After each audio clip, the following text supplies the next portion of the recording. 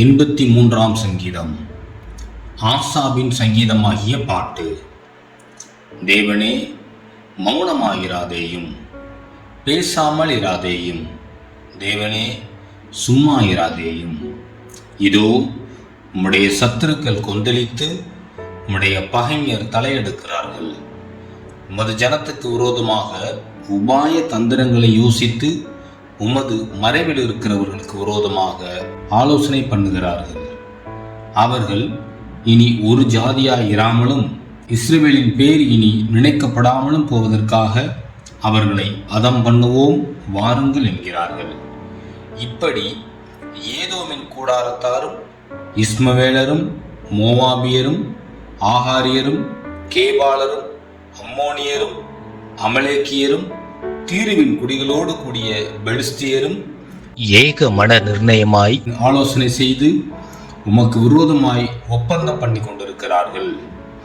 அசீரியரும் அவர்களோடே கூட கலந்து லோத்தின் புத்திரருக்கு புயபலமானார்கள். மீதியானியருக்கு செய்தது போலவும் கீசோன் என்னும் ஆற்றண்டை எந்தோரிலே அழிக்கப்பட்டு நிலத்துக்கு எருவாய் போன சிசரா யாபின் என்பவர்களுக்கு செய்தது போலவும் அவர்களுக்கு செய்யும். அவர்களையும் அவர்கள் அதிபதிகளையும் ஓரேபுக்கும் சேபுக்கும் அவர்கள் பிரபுக்களை எல்லாம் சேபாவுக்கும் சல்முனாவுக்கும் சமமாக்கும்.